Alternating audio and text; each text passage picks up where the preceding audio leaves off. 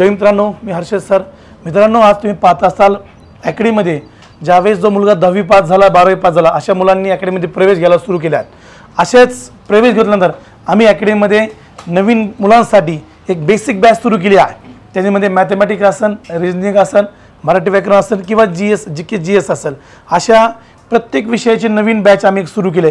त्यातल्या नवीन बॅचच्या आज आपण जे काय मॅथमॅटिक्सचे जे काही एक पहिला आमचा टॉपिक झाला होता त्या पहिल्या टॉपिकबद्दल ज्यांनी आज जे 60 क्वेश्चन होते या 60 क्वेश्चनमधून 60 पैकी 60 मार्क पाडलेत अशी विद्यार्थिनी आपल्यासोबत आहे. आपण सर्वात प्रथम आपण तिला विचारूया ती कुठून आली आणि ती कशी तयारी करते तिला काय वाटतं. मग तुझं नाव काय? तुझं? रेणुका संतोष जांभळे. तू कुठून आली? अकोला. अकोला. मग तू आलेली तू आता तुला पेपर आहे, किती मार्काचा पेपर होता? 60. तुला किती मार्क पडलेत? 60. तिला 60 पैकी 60 मार्क पडलेत.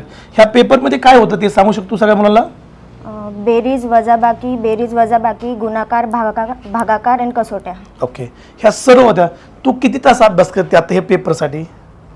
अभ्यास नव्हता केला, जे सरांनी शिकवलं तेच केलं. सरांनी शिकवलं मग तुम्ही पाहिलं मित्रांनो, जर सरांनी शिकवलं तेवढा तुम्ही जर अभ्यास केला तर तुम्हाला 60 पैकी 60 मार्क पडू शकतात.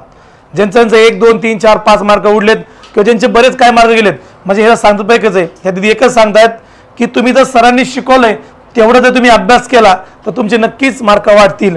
त्यामुळे चालन. तू कोणत्या जिल्ह्याला फॉर्म भरणार बाळा? अकोला. अकोला जिल्ह्याला फॉर्म भरणार आहे. ओके, पण सर्वात प्रथम तू आमच्या सगळ्या प्रेक्षकाला तुझं वय सांगू शकते का? 17.5. म्हणजे 17.5ची वयाची मुलगी तिला आज 60 पैकी 60 मार्क पडू शकतात.